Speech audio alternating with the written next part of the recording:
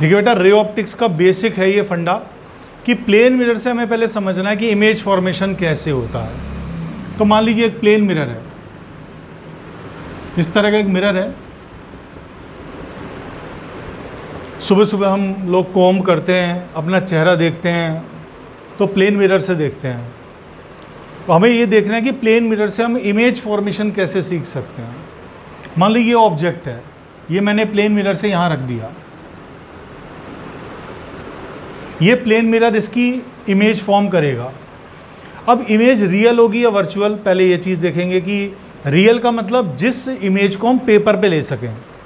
मतलब अगर कोई इमेज फॉर्म हो रही है और मैंने वहाँ पेपर रखा और पेपर पे वो इमेज मुझे दिख रही है, इसका मतलब वो रियल इमेज है। और जिस इमेज को पेपर पे ना लिया जा सके वो वर्चुअल इमेज है, वो इमेजिनरी है। अब इस मार्कर का मैंने नाम रख दिया यहाँ AB।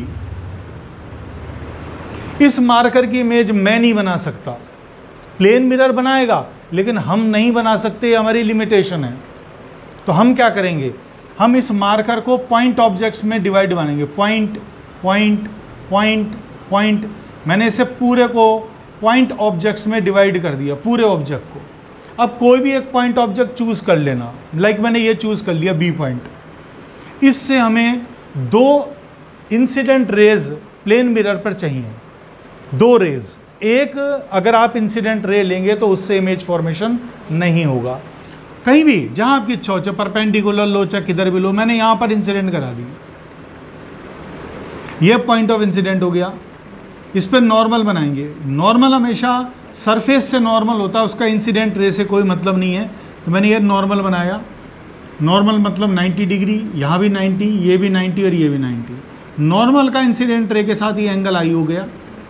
अब जितना एंगल आई है उतने ही रिफ्लेक्ट करके हम रे को रिफ्लेक्ट बैक कर देंगे। ये एंगल R रिफ्लेक्ट, ये रिफ्लेक्टेड रे है, इसका नॉर्मल से उतना ही एंगल होता है जितना इंसिडेंट रे का नॉर्मल से एंगल है। तो दोनों एंगल इक्वल हैं, I = R। क्लियर, कोई दिक्कत? अब हमें एक और रे चाहिए। ये क्या है, रियल रिफ्लेक्टेड रे। क्या है ये, रियल रिफ्लेक्टेड रे, जो रियल में रिफ्लेक्ट होके आ रही है। अब मैंने एक और रे यहाँ पर बनाई, चाहे यहाँ पर बना लीजिए चाहे इधर बना लीजिए। मैं मान लीजिए इस तरफ एक रे और बना लेता हूँ, ऐसे कोई रे। पॉइंट ऑफ इंसिडेंट हुआ, यहाँ पर मैंने नॉर्मल बनाया। ये नॉर्मल अब इस रे के साथ, ये नॉर्मल इस इंसिडेंट रे के साथ मान लो एंगल बना रहा है I1। जितना ही एंगल I1 है उतना ही अपने एंगल R1 बना लिया और इसको रिफ्लेक्ट कर दिया, इसे को रिफ्लेक्ट कर दिया। सेम एंगल, ये I1 और R1। अब आप क्या सावधानी रखेंगे इसमें, इसको बनाते वक्त आप D की हेल्प से बनाएंगे। मतलब ये एंगल बिल्कुल इक्वल करेंगे। अगर ये एंगल बिल्कुल इक्वल करेंगे तो आपकी रिफ्लेक्टेड रेज एकदम सही बनेगी। अगर आपने अंदाजे से बनाने की कोशिश की तो फिलहाल इनिशियल स्टेज पर आप गलत बना सकते हैं। तो आपको इसका ध्यान रखना है कि आपको ये एंगल D की हेल्प से ही बनाने हैं, जब तक आपको प्रैक्टिस ना हो जाए। अब ये रियल रिफ्लेक्टेड रे हैं, अगर ये रियली में कट कर जाएंगी, इंटरसेक्ट कर जाएंगी, तो वहीं इमेज फॉर्म हो जाएगी। पॉज करना। सर वीडियो तो मैसेज आया था कि वीडियो की स्टॉप या फिर ऐसे बड़ा कर ले, पॉज कर फिर उधर पॉज का ऑप्शन आ रहा है। बेटा हमें ये समझ में आ गया था कि ये दोनों रियल रिफ्लेक्टेड रेज हैं, और अगर ये कहीं पर इंटरसेक्ट करेंगी या कट करेंगी तो वहाँ रियल इमेज फॉर्म होगी। लेकिन आप देखिए इनकी विड्थ आगे इंक्रीज होती जा रही है, इसका मतलब ये इधर कभी कट ही नहीं करेंगे, रियल में तो ये कट ही नहीं होंगी। सपोज मैं अपनी आईज को यहाँ रखता हूँ, if I will put my I in front of this रे। मैंने यहाँ अपनी आई रखी और इसको देखा, तो ये रे मुझे यहाँ पर मुझे ये लाइट की स्पीड से आ रही हैं। ये जो इमेज जो ट्रेवल कर रही है लाइट की स्पीड से ट्रेवल कर रही है, मैं इसकी बेंडिंग नहीं देख सकता। ये रे यहाँ पर बेंड हुई है, मुझे ये रे बेंड होती हुई दिखाई नहीं देगी। तो जब मैं अपनी आई यहाँ रखूँगा तो it seems to be come from backward of the mirror, ये मुझे पीछे से आती हुई दिखाई देगी। ये रे मुझे पीछे से आती हुई दिखाई देगी, ये रे। ऐसे ही अगर मैं अपनी आई को यहाँ रखूँगा तो ये रे भी मुझे पीछे से आती हुई दिखाई देगी। और अगर हम देखें तो ये दोनों वर्चुअली यहाँ पर कट करती हुई फील हो रही हैं, एक्चुअल में नहीं हो रहा है, रियल में नहीं हो रहा है। तो इसकी वर्चुअल इमेज यहाँ बन जाएगी। इसका मतलब प्लेन मिरर में जो इमेज बनती है वो वर्चुअल बनती है, क्योंकि रियल वाली जो रेज हैं वो जो रिफ्लेक्ट करके आ रही हैं वो रियल में इंटरसेक्ट ही नहीं करती हैं, कट ही नहीं करती हैं, वो वर्चुअली कट करती हुई फील होती हैं। तो इसकी वर्चुअल इमेज यहाँ पर बनेगी। अब जैसे मैंने इसकी इमेज बनाई यहाँ से 2 रे चला के, ऐसे इस पॉइंट से मान लीजिए मैं 2 रे चला देता हूँ, बिल्कुल इसी तरह से वो दोनों रेज वर्चुअली यहाँ पर कट करती हुई फील होंगी। इस जगह पे यहाँ से 2 रे चलाऊंगा, वो यहाँ कट करती हुई फील होंगी। मतलब हर पॉइंट से आप 2 रे चलाइए और उसको कट कराइए, और कंप्लीट इमेज बनानी है तो ऐसे पॉइंट्स को डिवाइड करके हम कंप्लीट इमेज बना सकते हैं। और ये देखेंगे हम कि प्लेन मिरर से जो इमेज बनती है वो इक्वल इन साइज होती है, जितना ऑब्जेक्ट का साइज है उतना हमारी इमेज का साइज है।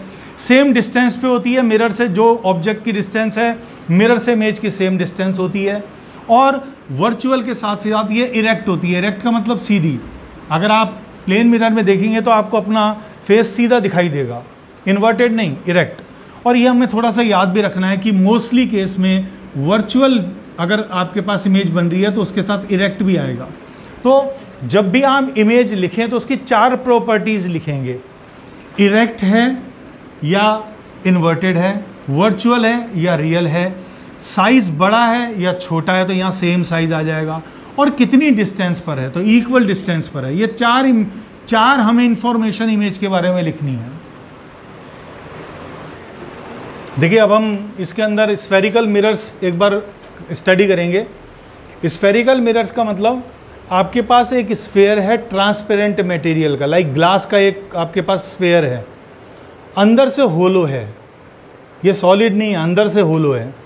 अब मान लीजिए आपने यहाँ से मिरर को कट किया, इतना पोर्शन कट कर दिया और किधर एक साइड पॉलिश कर दी, सपोज यहाँ आपने पॉलिश कर दी है सरफेस, तो अब आपके पास मिरर नहीं है तो मैं मिरर का थोड़ा सा पोर्शन यहाँ से हटा देता हूँ, क्योंकि मुझे बनाने की इसकी आवश्यकता होगी बाद में, तो मुझे दिक्कत नहीं है इसलिए मैंने ये हटा दिया। आपको ये पोर्शन दिया होगा, आपको ये डॉटेड वाला पोर्शन नहीं दिया, आपको ये पोर्शन दिया है कि ये आपको मिरर बनाना है। तो पहली चीज़ कि मिरर किससे बनाएंगे, मिरर हम केवल कंपास की हेल्प से बनाएंगे, क्योंकि स्फेरिकल मिरर है तो स्फेयर का पार्ट होना चाहिए, तो ये दिखना चाहिए कि सर्किल का हिस्सा है। और बाकी पोर्शन, ये पोर्शन तो मैंने डार्क कर दिया मिरर का, इधर पॉलिश कर दी और बाकी डॉटेड पोर्शन कर दिया। अगर आपने इधर पॉलिश किया है तो अनपॉलिश सरफेस इस तरफ है, तो ऑब्जेक्ट हमारा इधर की तरफ ही रखा जाएगा, कहीं भी ऑब्जेक्ट रख सकते हैं हम, और उस ऑब्जेक्ट को ये मिरर कॉनकेव मिरर दिखाई देगा। कल हमने डिस्कस किया था कि कॉनकेव मिरर का मतलब, केव मतलब गुफा, तो एक अंदर की तरफ धंसा हुआ दिखाई देगा, तो ये कॉनकेव मिरर हो गया।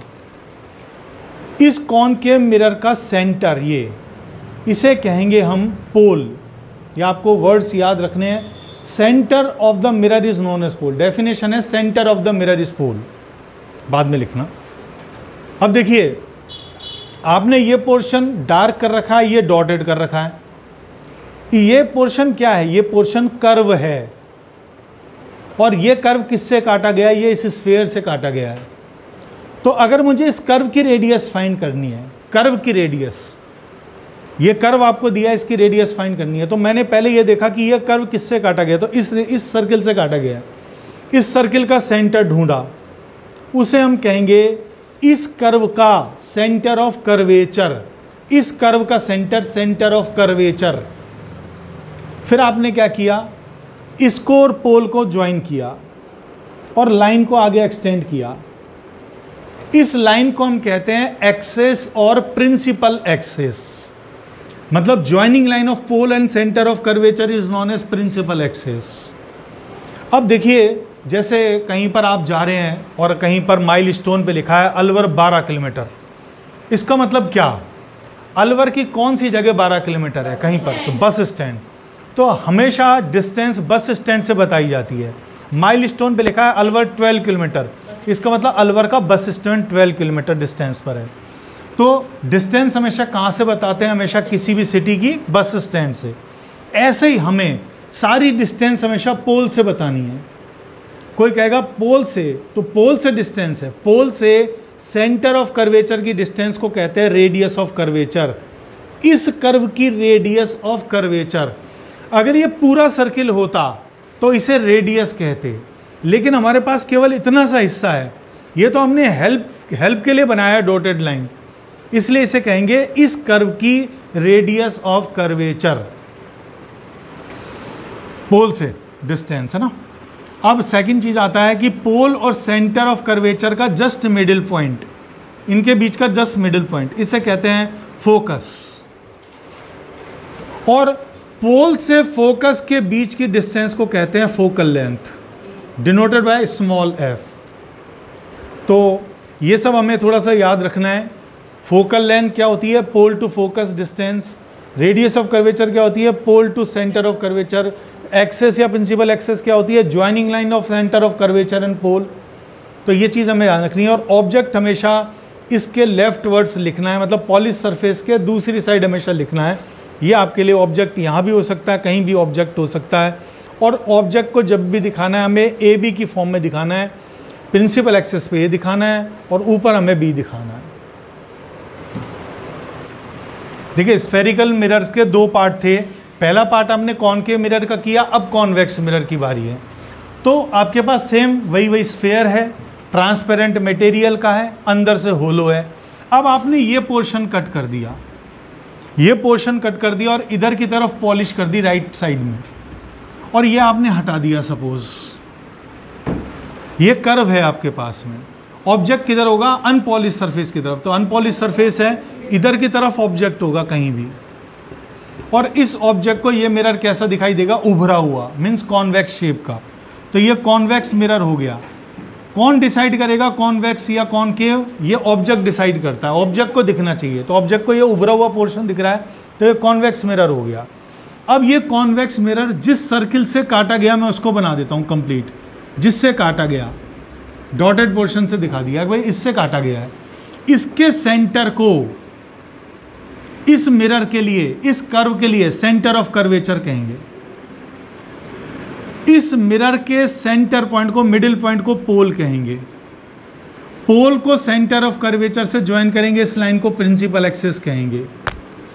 सारी डिस्टेंस पोल से मेजर करते हैं, आपको पता है। अगर ऑब्जेक्ट में यहां रखूंगा ए बी, तो पोल से ऑब्जेक्ट की ये डिस्टेंस को हम ऑब्जेक्ट डिस्टेंस यू कहेंगे। पोल से सेंटर ऑफ कर्वेचर के बीच की डिस्टेंस को रेडियस ऑफ कर्वेचर कहेंगे, इस कर्व की। सेंटर ऑफ कर्वेचर और पोल का मिडिल पॉइंट फोकस कहलाएगा। पोल से फोकस के बीच की डिस्टेंस को फोकल लेंथ कहेंगे, डिनोटेड बाय स्मॉल एफ। और इसकी जो भी इमेज बनेगी वो भी पोल से ही मेजर करेंगे। तो अल्टीमेटली कंक्लूजन ये निकल के आया, object distance, image distance, radius of curvature या आपको फोकल लेंथ हमेशा पोल से बताएंगे। और पोल क्या होता है?